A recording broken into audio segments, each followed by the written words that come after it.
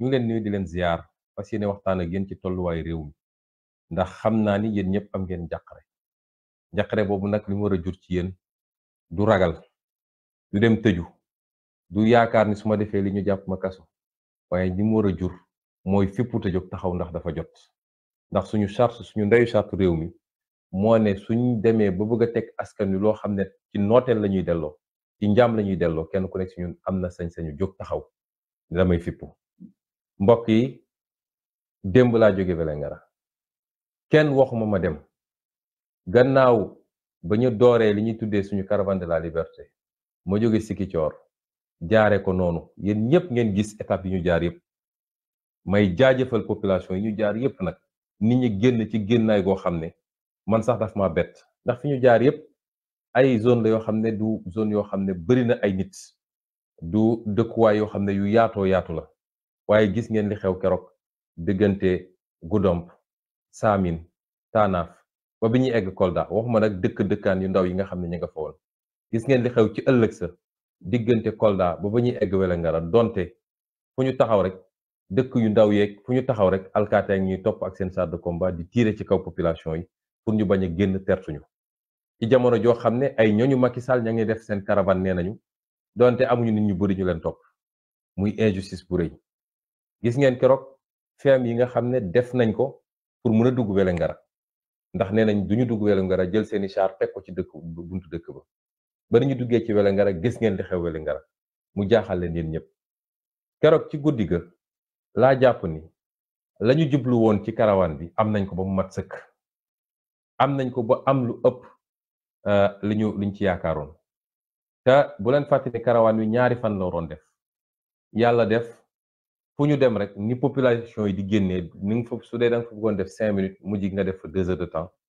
boole kook alkaati yi doon jël ay gàllankoor ak nervi yi nga xam ne seeni nervi la yu ñu recruter may jaajëfal nag te di wax ni am na lu xew ndax yéen ñëpp gis ngeen procureur bi nekk Kolda maa ngi doo gis procureur bu bind bi mbir amee ne ab bal lañu tiire xale bi te dina def autopsie bu ko gën a yaatal muy lu rëy rëy moo tax fi mu ne ni nelawatuñu lii la ñuy xaar ci justice mooy kenn ku nekk fàttaliku ni dama waat sama diggante ak sama borom ni dinaa wax droit yem ci droit lu fi nit di ragal bu dee xaalis bu ñu lay jox jaru ko bu dee dañ laa xoqatal jaru ko ndax loo àtte fii di nga ko àttewaat sa kanam borom bi kon loolu feeñ na ni lañ doon def bëgg a tere rek suñu marche dem jaar yoon ba génne ay fetal jël ay nervi xaw ma ndax alkaati yi tiire wala nervi yi tiire waaye rey nañu kenn ci suñuy militant te bal lañ ko dóor ci dënn bi ñu continuer ba ni ñu duggee Vélingara gis ngeen li xew keroog Vélingara li fa génn ci ay nit bi mooy ñeenteel yoon may dem campagne dem naa 3 yoon campagne Vélingara ak bii ma dem ñi nga xam ne bokkul ak loola waaye ñu lu toll noonu ci ay nit génn mësuma koo gis bu ñu paree loolu yëpp laa dajale ñenn ci samay gaa ne leen dañ maa jox ay information nee nañ ma ñoom génn nañ lu bëree bëri ci GIGN ci BIP ak ci ay gendarme ak policiers yoo xam ne ñu ngi leen teg ci yoon bi diggante Kaffrine ba Kaolack sax lañ ma waxoon ña nga foofu làqatu te seen mission mooy bu ngeen yegsee lépp luy say garde du corps nañ leen jàpp yóbbu leen ci procureur fexe ba kol leen ay motif yóbbu leen instruction ñu téye leen ay weeri weer lépp luy ñu ànd ak yow ci caméraman ak kuy wone li ngeen di gis ci Facebook beeg ba ci chauffeur yi nañ leen jàpp yow nag nañ la dugal ci oto delloosi la Ndakaaru bi ma gisee loolu nag jàpp ni sama njaboot ñoo may aar tout le temps ci wàllu kaaraange ci wàllu sécurité ak ci wàllu loo xam ne lu war a dal sama kaw la waaye dina am fu muy toll man maa leen war a aar ma xoolaat mbir mi jàpp ni karawaan bi 2 fan la waroon def nañ 2 fan ajjuma lañ jógee Sigicoor ba samedi lañu egg Vélingara kon 2 fan yi mat na ma bëggoon ñëw le 29 fekk ma Ndakaaru ma noppalu tuuti ndax le 30 la waroon nañu commencé li ñu tuddee le contre dialogue muy dialogue avec le peuple te F24 lancé ko ma dajale yooyu yëpp nag waxtaan ak sama bopp waxtaan ak samay jegeñaale waxtaan ak sama avocat même maître Bamba Cissé wax nañ ci ñi may wax ni yëpp mën nañ ko seede may leen mbir mi fii lañ koy tënk bu ëllëgee dinaa dem waaye ci na may demee du ma ànd ak délégation bi yëpp ndax bëgguma leen may fu ñu jaar pour li ñu bëgg a def ñu def ko man dinaa demal sam bopp. moo tax bi ma xëyee suba teel balaa xale yi di yeewu sax man quitté naa.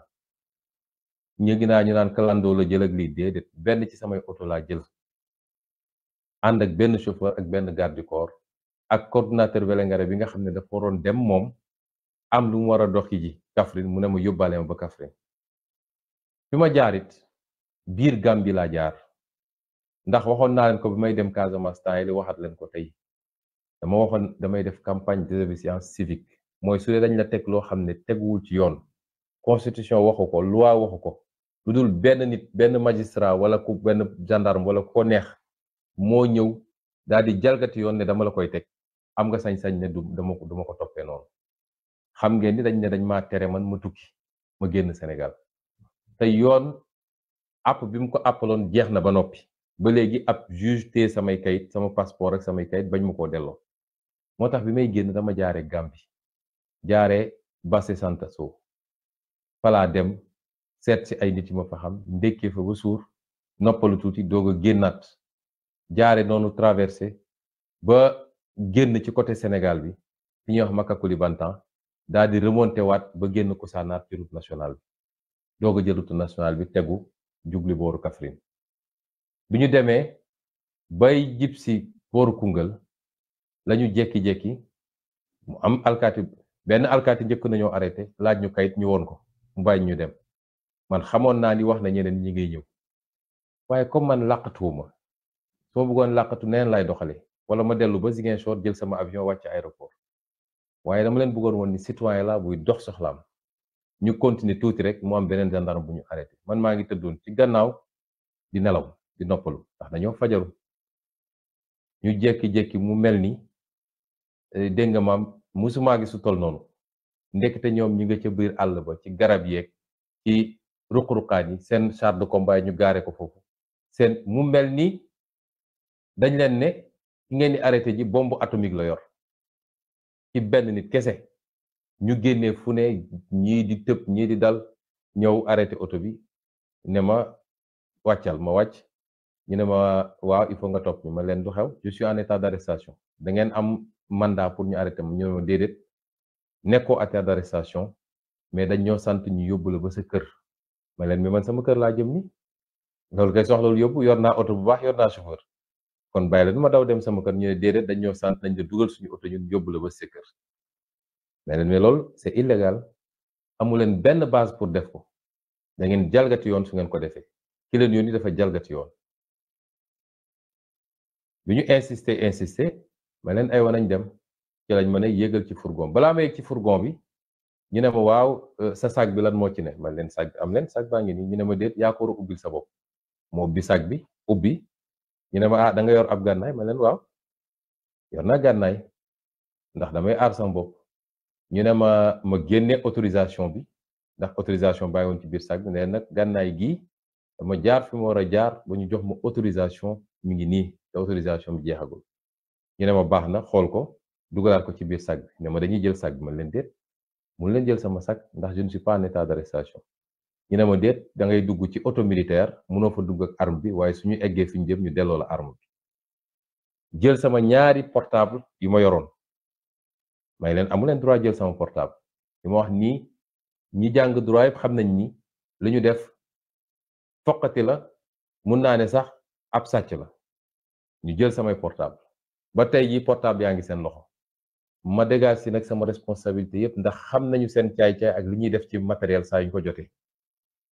portable yi jël nañ ko ak li newoon ci sama biir sac, ndax dama yoroon sac de voyage boo xam ne ay yére ngi ci, xaalis a ngi ci, lépp dama ko inventorier. yeneen ñaari téléphone portable yi nga ci yoo xam ne utiliser gu ma leen woon sax, ndax kenn jóge temps yële bitim réew ñëw may ma benn téléphone portable, ñi ngi woon ci biir sac bi. ñu jël loolu yépp téye ko. donc man bi ñi ma yëgalee ci fourgon bi dem, ma bàyyi fa ñi ma àndaloon. ndekete bi ma demee dégg naa fouillé nañu, ndax wax naa léegi ak ñi nga xam ne ñoom laa àndaloon, dañoo jël valise bi sotti ko ci suuf, xool li fa nekk yépp, jël sac yi. sama ordinateur bi mi ngi ci biir sac bi, sac bu ndaw bi, sama ordinateur portable moom it bokk na ci nga xam ne jël nañ ko te sañ nañ cee def lu ne, te ñu ngi ko jël ci loo xam ne lu illégal la. ndax amul benn mandat d'arrêt amul benn juge bu ne jël leen ay bagages am waaye wala fuye leen ko gendarmerie nationale nangu samay bagages yóbbu ko ba tey jii mi ngi seen loxo sànq laa yëg ni jëlee nañ ko Dakar jëlee nañ ko Kaolack ñu ngi koy andi section de recherche loolu yëpp ci jaay doole ñu fuye oto yi fuye lépp daa di dugalaat bagage yi noonu teg ko ci biir oto bi ñoom ñu jël ñi ma àndaloon kenn ku nekk ñu dugal ko ci benn oto bu bokkul ak ba ca des dem seen yoon ñoom ñoo taal oto bi sama oto man gendarmerie moo ko taalee fi ñu booru Koungheul ba Kaolack ñoom ñoo ko taal dawalal ko seen bopp dem nag ba egg Kaolack ba jël ñi ma àndaloon dugal leen ci gri yi jekki-jekki dellu si waat ne leen finalement daal dañoo gis benn arme ci oto bi bu bokkul ak arme bi am autorisation bi tappale weesuwul loolu yow fuye nga oto ci kanamu ñi fa nekk li nga waroon génne yëpp génne nga ko fa kenn gisu fa sax lance-pierre waxuma laa arme nga dem ba Kaolack ne finalement dangaa gis arme ci oto bi arme boobu la Antoine Diome doon wax démb Antoine Diome waxul dëgg te musuta wax dëgg ndax jomb na ko su dee am na arme ñoo ko fa dugal ñoom te liñ ci jublu ñëpp xam nañ ko mooy li ñuy wax ni ñoom dañoo yor ay arme ay terroriste lañu léeg-léeg su dee arme fekk nañ ko ci oto bi te génnewuñ ko ci sama kanam man génnewuñ ko ci kanamu ñi ma ànd ak dul dem ba egg ci brigade bi ak Kaolack doog a ne gis nañu arme ci oto bi ñoom ñoo ko ci dugal ndax ñoom ñoo dawal oto bi Koungheul ba Kaolack loolu tam ñu ngi ciy dégager suñu responsabilité ba mu set wicc ñu wax leen rek ñii ni ñu mel ak ñooy ñan ba tax nag maa ngi sant yàlla bi ñu mayee ñu jaare ko fii ba tey jii ñi ma àndaloon yépp sama garde du corps yeeg sama chauffeur yeeg ñi filmer amul kenn koo xam ne teg nañ ci loxo ci ñoom di sant yàlla ci ndam gim ñu may ndax bu ngeen gisee ñu gaawantu di photo loolu yépp lu ñu leen sant la ndax ñoom dañoo jàpp ni li xew barki démb Vélingara gàcce la ci ñoom ñu ne woon nag dañoo bëgg a fayu te man fayantuma ak ñoom moo tax Antoine Diome ne leen gaaw leen photo ko envoyé ñu ko comme ça ñu jox ko journaliste yi ñu ne walla toroxal nañ kenn toroxaluma dóoruñu ma saagawuñu ma gaañuñu ma dara amu ci maa ngi sant yàlla waaye liy wone rek seen tappale boo jàppee nit ni da nga koo jàpp fi nga ko jàpp da nga koo jàpp ak ay preuve yoo xam ne lu garaaw la xanaa kay doo ko yóbbu këram war moon ñëw sama kër loolu rek mooy wone seen tappale mais lii lépp nag ci jalgati yoon nga dellu si egsi fii nag Ndakaaru ñu jël sama kër gi yépp wala sax sama koñ bi yépp daat koy barricade ci loo xam ne tegul ci yoon lii de résistance surveillée séquestration la mooy jàpp nit ci loo xam ne tegul ci yoon te defu la dara nga tëj ko ci néeg rocc caab bi dem ne du génn ci néeg ba loolu la Macky Sall def tey te kan la ko def ki ñu yaakaar ni moo gën a fës ci ñu jàkkaarloog moom te jamono ji ñuy wax nii violence bu am ci Sénégal ci ñoom la jóge maa ngi dégg démb ñu ne président Bougane Gueye caravanam attaqué nañ ko Kaffrine te nee nañu la ñu njort mooy ka fa nekk maire moo ko attaqué loolu ñu teg ko fan te kenn du ci wax ci réew mi te kooku la veille ma nga doon def moom caravane biir Kaffrine amul autorisation amul dara te kenn waxu ko dara lii ñu def nii injustice la te du guléet moo tax nag ma jàpp ni dinaa wax ak sénégalais yi tey mbokk yi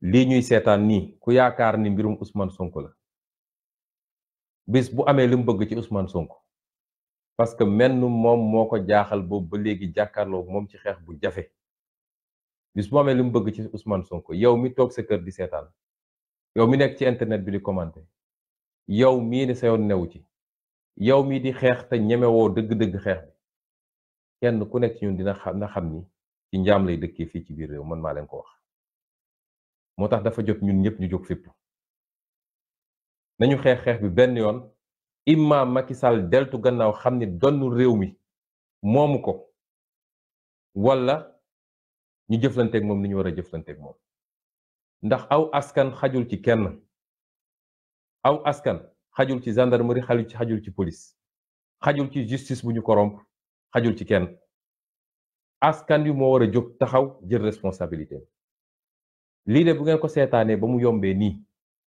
nun de li ñu waroon def nañ ko nee naa leen lu ne dégg naa ko lu ne daj naa ko Sénégal ma ko jaral jaral na ma lu ëpp loolu waaye dafa am fu ñuy toll askanu Sénégal moom ci boppam dafa war a dëggal boppam wane ni moom it li mu am yaakaar ci ñun ni réew mi mën na soppiku ba faw mu dëggal ko moom it bu fi kenn ragal ku la jàpp bu fi kenn ragal ku la tëj bu fi kenn ragal ku la gaañ parce que daa am fu àdduna di toll mbir day jaral kenn loo xam ne day weesu ay calcul ak ay ragal fan yi ñu dëgmal nii Sénégal yëpp war nañoo génn woon Macky Sall ni moom moo réewum rawatina nag ndaw ñi waaye man yemelewu ma ko ci ndaw ñi mag ñi am nañ ci responsabilité jigéen ñi am nañ ci responsabilité intellectuels yi am nañ ci responsabilité diaspora bi am nañ ci responsabilité nous sommes au dernier virage suñu Macky Sall ëppee ful la nag ba ñu may ko li mu bëgg dinañu toog di ko rëccu encore ay décennies ak ay décennies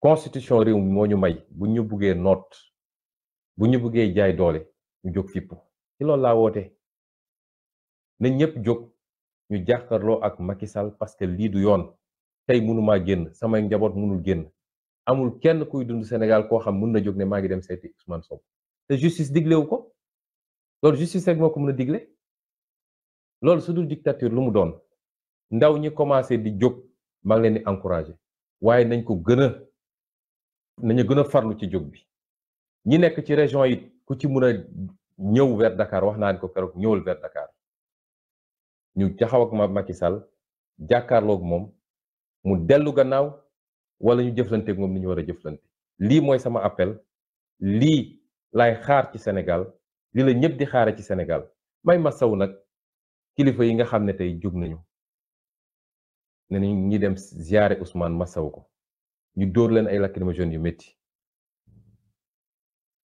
di ci commencé kiñ ci jàpp muy Alioune Sané di coordonnateur mouvement Y'en a marre di vice coordonnateur F24 yemuñu ci jàpp ko waaye dégg naa lottal dañ ko di ko diri ci suuf si ak di ko def yu métti ñi nga xam ne ñëw nañu te bàyyiwuñu leen ñu dugg waaye sànni leen ay lacrymogènes yu dul jeex muy honorable Déthié Fall muy docteur Abdourahmane Diouf muy Moustapha Guirassy Maymouna Bousso ak docteur Cheikh Tidiane Dièye ñooñu ñëpp tey gis ngeen li ñu leen def fii député yi nga xam ne yéen ña leen tànn ñuy ndaw askan wi nga xam ne fu ñu solee seen drapeau vert rouge Sénégal bi dañ leen war a ormal waaye gis ngeen tey ni ñu leen dóoree ay gaz lu ne ñu def leen ko Sénégal république amatu fi moo tax su ma déggee ñi ñaan way les institutions la république mais Macky Sall mooy lépp ci Sénégal mooy institution mooy république lu ko neex la nit ñi di def amul lii la loi wax amul lii la constitution di wax ñu foog ni war nañ ko topp ci loolu ba kañ ñi nga xam ne it ay militants la ñu ñëw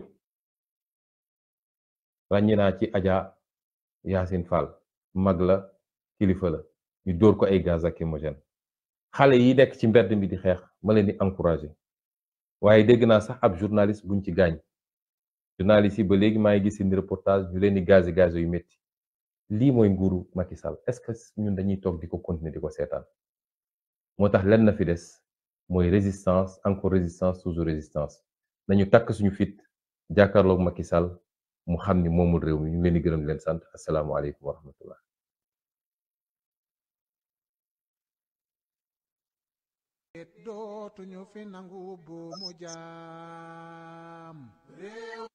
Notre pays aujourd'hui, une situation de tension et d'incertitude dont le seul responsable est le président Macky Sall dans sa volonté d'écraser toute opposition et de forcer une troisième candidature illégale, anticonstitutionnelle.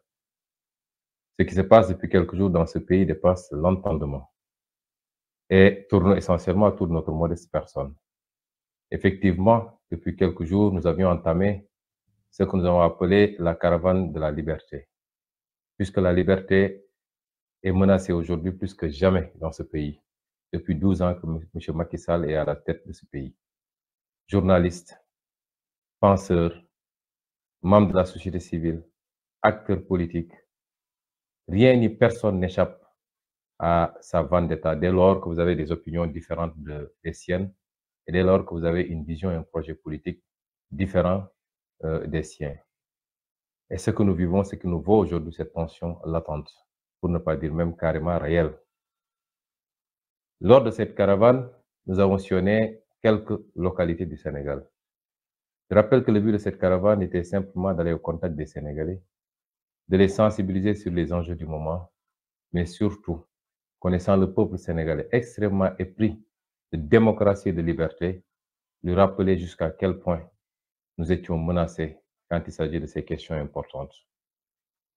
Nous avons quitté Ziguinchor le vendredi aux environs de 12 heures et nous avons arrêté la caravane avant-hier avec l'étape de Vélingara.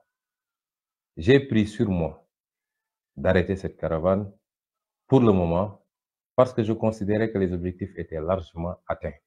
Contrairement à ce qu'on a voulu vous faire croire, c'est moi-même à l'issue de l'étape de Vélingara qui ai réuni une partie de mon staff pour lui dire qu'il était important de surseoir. D'abord parce que tous, vous avez vu le programme initial, il était prévu pour 48 heures. On venait de faire les 48 heures. Certes, on n'a pas pu faire toutes les étapes parce qu'il y a eu énormément de tracasseries policières durant tout le trajet, mais nous avions considéré que l'objectif était atteint parce que le monde entier a découvert partout où on est passé, encore que ce n'était pas des zones de grand peuplement, puisque c'est des zones rurales, les populations sont sorties massivement pour nous accueillir, nous accompagner sur des kilomètres, réaffirmer leur attachement, mais surtout leur espoir à notre projet. Et c'était suffisant. J'avais décidé de revenir sur Dakar, d'abord pour avoir au moins 24 heures de repos avant le lancement du contre-dialogue, le dialogue du peuple que le mouvement F24, dont nous sommes membres, a décidé d'initier, et d'autres événements qui vont se dérouler dans les tout prochains jours, y compris le 1er juin. Et donc, j'avais décidé, j'avais discuté avec mes staffs, j'avais appelé certains de mes avocats, dont Maître Bamba Sissé, j'avais appelé certains de mes proches pour leur dire que l'objectif étant largement atteint, j'avais décidé de surseoir et de me replier sur Dakar provisoirement. J'avais décidé aussi de venir parce que j'avais été informé des plans du gouvernement du Sénégal, qui a mobilisé tout ce dont il disposait comme unité d'élite, tout ce dont il disposait également comme force de défense et de sécurité sur la route, l'axe qui va de Vélingara à Kaolack particulièrement, où des guet-apens étaient prévus pour s'attaquer à ma sécurité, à mon entourage, les arrêter tous et essayer de leur coller des motifs. Ils n'en ont même plus besoin pour emprisonner les gens. Et c'est pourquoi, après la journée réussie du samedi, qui, malgré tous les stratagèmes qui avaient été développés par les forces de défense et de sécurité pour m'empêcher d'entrer à Vélingara, nous avons pu faire cette entrée triomphale à Vélingara où les populations sont sorties massivement, pour ne pas dire toute la population, pour nous accueillir. J'avais pris la décision de me replier. Et c'est moi qui ai pris cette décision de le faire seul. Parce que pour une fois, il me revenait, il m'incombait de protéger moi-même mes équipes qui étaient visées pour être décimées. J'ai pris sur moi de partir hier très tôt et donc on se pose la question, y compris les gendarmes qui mènent aujourd'hui l'enquête et qui sont en train de questionner mes trois accompagnateurs, par où est-ce que je suis passé pour sortir de Vélingara. Eh bien, il n'y a pas de secret polichinelle. Je suis parti par la route. J'ai délibérément choisi de passer par la Gambie parce que c'était un autre moyen d'acter ma campagne de désobéissance civique face aux injustices que je vis, face au détournement de la loi et de la justice par rapport à cette mesure illégale aujourd'hui de mise sous contrôle judiciaire. Je suis passé par la route, j'ai traversé la frontière gambienne pour passer par Bassé Santasso, traverser, rencontrer des amis là-bas. J'ai pris mon petit déjeuner tranquillement là-bas pour sortir de l'autre côté, du côté de Makacoulibanta et remonter vers Koussanar. Je l'ai fait en toute liberté parce que je considère que rien ne l'empêche aujourd'hui, si ce n'est l'instrumentalisation d'une partie de la justice et d'un magistrat instructeur pour m'empêcher aujourd'hui de vaquer tranquillement à mes occupations, de pouvoir sillonner le monde, rencontrer tous les partenaires qui sont très pressés de nous rencontrer, de nous parler. Et c'est justement quand on est ressorti vers Koussanar, et sur la route nationale pour remonter vers Koungheul, que nous avons fait après quelques kilomètres. Nous avons été arrêtés par un barrage de gendarmerie qui a réclamé les papiers, qui nous a demandé de sortir du véhicule, ce qu'on a fait. Mais à notre grande surprise, c'est comme si tout ce que le Sénégal comptait comme force de défense et de sécurité était embusqué là-bas depuis très longtemps et avait planqué les véhicules, le matériel lourd, les dragons, tout ce que vous voulez dans les buissons. Il y avait plus de 150 ou 200 hommes de tenue avec toutes sortes d'équipements qui étaient planqués dans les buissons attendant tranquillement. Je dois dire que j'avais été avisé. J'avais reçu une alerte 48 heures plus tard. On me disait que effectivement ce traquenard était mis sur la route et que leur objectif c'était de me ramener à Dakar, mais d'arrêter tous mes accompagnants pour essayer de leur coller des motifs et de les envoyer en instruction pour les retenir le plus longtemps possible. Aujourd'hui, nous rendons grâce à Dieu après le succès éclatant de cette promenade sur plus de 400 km de Ziguinchor à Vélingara. Nous sommes également extrêmement satisfaits d'avoir pu épargner tous nos accompagnants de cette dictature de Macky Sall, de cette instrumentalisation de tout ce que compte le pays comme moyen de répression, mais également instrument judiciaire pour les mettre en sécurité. Ce qui s'est passé une fois que notre véhicule a été interpellé. Et je tiens à dire à tous les Sénégalais que je ne suis pas parti par un clando, je suis parti par un de mes véhicules. Et je l'ai fait en toute liberté et je ne me suis qu'à caché, sinon je ne serais pas passé par la route nationale que je savais déjà très surveillée par les contrôles de gendarmerie et de police. J'avais décidé de vaquer à mes occupations en toute liberté comme tout Sénégalais. Mais une fois qu'on a été arrêté, on nous a demandé de sortir de la voiture. Et ils se sont livrés d'abord à une fouille systématique. Quand je suis sorti, ils m'ont interpellé sur le sac que je portais. Je leur ai donné le sac, ils m'ont dit c'est à vous de l'ouvrir et de sortir ce qu'il y a dedans. J'ai ouvert le sac, j'ai sorti ce qu'il y avait, c'est-à-dire mon arme de poing personnelle, et j'ai sorti l'autorisation qui va avec cette arme que j'ai présentée aux gendarmes. Ils l'ont remis dans le sac et m'ont pris le sac qu'ils ont amené avec eux. En toute illégalité, parce qu'il n'y avait aucune instruction d'un juge demandant à ce que je sois arrêté. Il n'y a pas de mandat d'arrêt, il n'y a absolument rien. Ils m'ont confisqué également mes 2 téléphones portables, ceux que je détenais par devers moi, en toute illégalité. Et je dois dire que jusqu'à présent, ces téléphones sont entre leurs mains. Et je dégage toute responsabilité par rapport aux manipulations qu'ils feront sur ces outils. Nous connaissons bien leurs méthodes, nous connaissons les instruments dont ils disposent. Je dégage toute responsabilité et j'examine avec mes avocats la possibilité de faire constater tout ça dans une énième procédure, même si on sait qu'elle ne sera pas instruite. Mais nous le ferons pour acter la forfaiture et donner rendez-vous à la postérité. Ensuite, ils se sont mis à fouiller systématiquement le véhicule. C'est en ce moment qu'ils m'ont demandé de monter à bord d'un de leurs fourgons, ce que j'ai accepté de faire. Et le fourgon a commencé à rouler vers Dakar.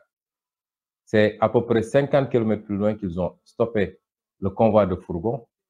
Il y en avait énormément. Et ils m'ont fait descendre de ce fourgon pour me demander d'entrer dans d'autres véhicules, un convoi de véhicules 4x4, j'en avais dénombré 6 d'ailleurs, pour continuer le chemin vers Dakar, à partir de Kaffrine, bifurquer sur Mbacké et prendre l'autoroute à péage pour venir à Dakar. Ce que j'ai compris, c'est qu'ils ne voulaient pas que la nouvelle de mon interpellation, de ma séquestration, se répande très rapidement avant que j'arrive à Dakar pour rassurer tout le monde que Sonko est chez lui, donc il n'a pas été arrêté. Et à ma grande surprise, c'est arrivé à Dakar qu'on m'apprend que le ministre de l'Intérieur aurait déclaré que des armes, c'est pas un arsenal d'armes a été trouvé dans le véhicule. Je tiens à dire à tous les Sénégalais que M. Antoine Diome ment comme il a l'habitude de mentir. Il ment éhontément ou à défaut, il traduit leur velléité de nuire en complotant une fois de plus. Parce que aucune autre arme que celle que je portais par devers moi dans un petit sac et qui a une autorisation jusqu'au mois où j'ai quitté n'avait été trouvée. Mais mieux, j'ai discuté avec mes trois compagnons qui sont aujourd'hui encore à Kaolack. Quand je suis parti, le véhicule a été soumis à une fouille. Les valises ont été complètement déchargées sur la chaussée. Une fouille systématique. Et ils n'avaient absolument rien trouvé. Ils ont pris mes trois compagnons pour les mettre dans 3 véhicules de gendarmerie différents. Et les gendarmes eux-mêmes ont conduit mon véhicule pour l'amener à Kaolack. Et c'est une fois à Kaolack, quand on les a mis dans les grilles, que ces gendarmes sont revenus pour le dire finalement, nous avons trouvé une arme dans la voiture. Personne n'était présent quand ils le faisaient. Ça n'a pas été fait à ma présence, ni à la présence de mes 3 compagnons. C'est plus tard qu'ils reviennent pour dire qu'ils ont trouvé une arme et des lance-pierres dans la voiture. Armes et lance-pierres qu'on n'a jamais vues auparavant, nous, et qu'ils n'ont pas sorti devant nous. Je tiens l'opinion à témoin. Je prends l'opinion à témoin par rapport à ces manipulations extrêmement vicieuses dont le gouvernement de Macky Sall est habitué. Et je dis qu'on en tirera également toutes les conséquences. Il n'y a absolument rien à reprocher à qui que ce soit et ils ont l'habitude de charger des dossiers pour atteindre d'honnêtes citoyens.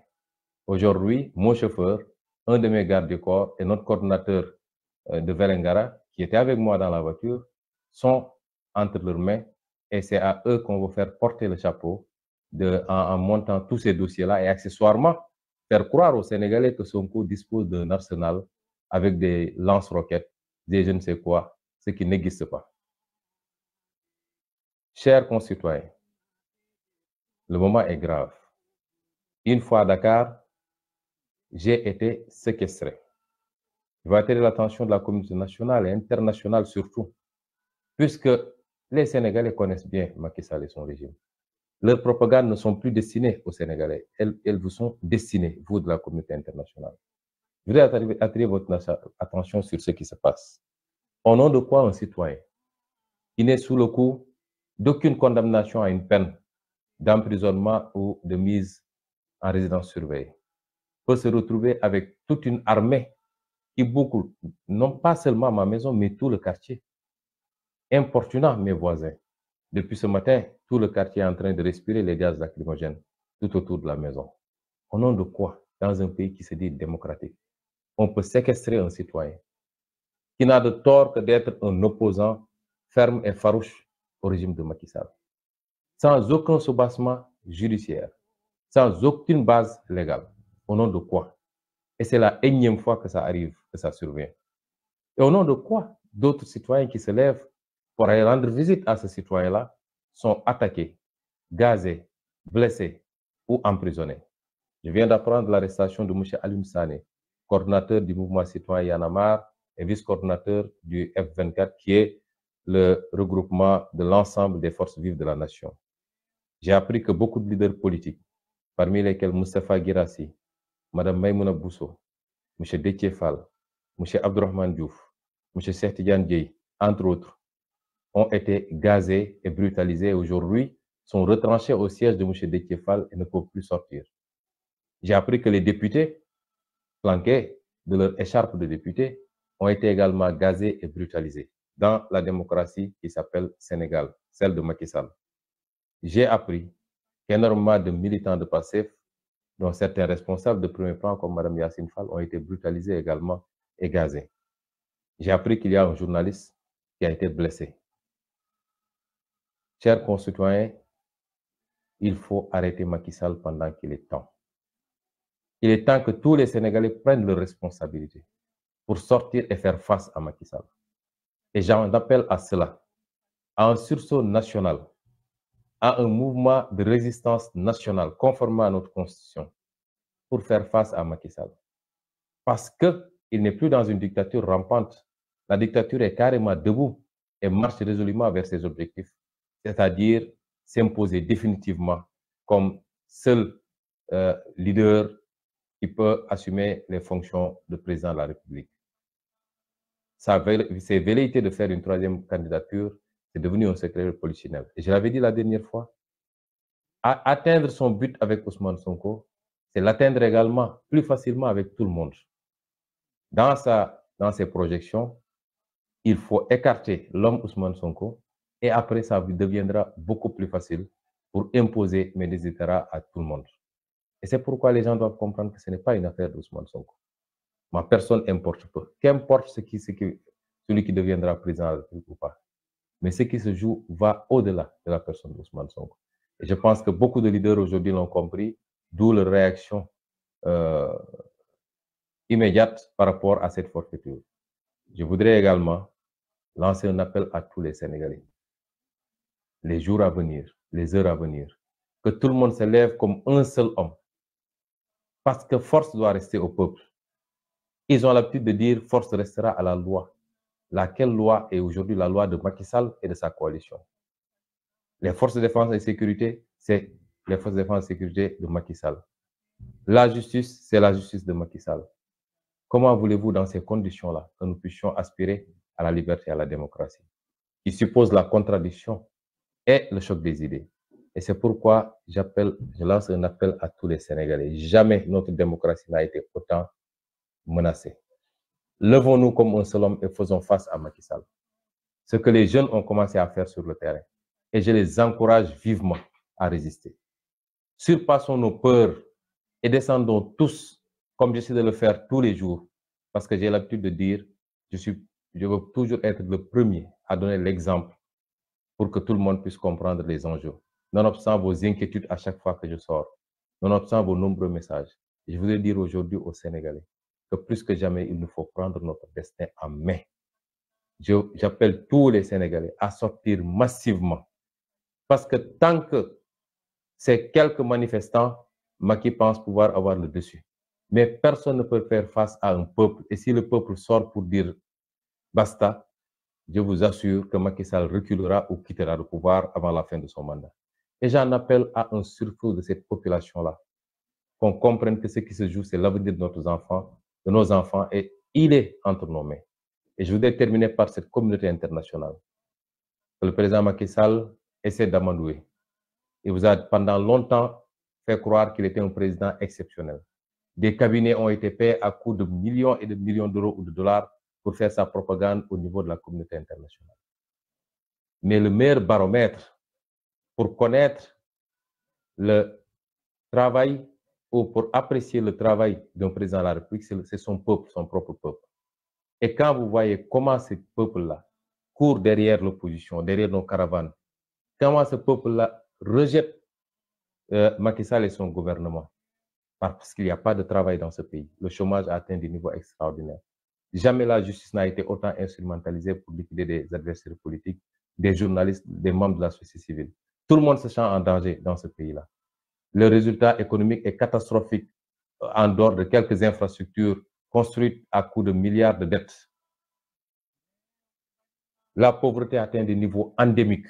Et chaque année, le Sénégal fait partie des pays qui sont touchés par l'insécurité alimentaire. Et c'est pourquoi ce peuple est le meilleur baromètre. Pas les reportages payés à coût de millions d'euros. Et demander à ce peuple aujourd'hui qu'est-ce qu'il pense de Macky Sall. Pourquoi on restreindre la liberté d'Ousmane Sonko? Parce que si je sors tout de suite dans la rue, il y aura attroupement. Pourquoi ce peuple-là tourne le dos à Macky Sall? C'est parce qu'il a lamentablement échoué. Et il ne lui reste que l'arme de la violence, de la justice instrumentalisée, de la violence des FDS pour essayer de terroriser ce peuple. Ne le suivez pas dans cela, parce que c'est vous-même qui nous vendez toujours le discours sur la démocratie et les libertés. Et vous ne pouvez pas accepter que dans un pays qui a connu la liberté et la démocratie bien avant son indépendance, que le règne de Macky Sall sonne le glas de cette liberté et de cette démocratie. Sénégalais, levons-nous et battons-nous pour notre liberté, pour notre avenir. Je vous remercie.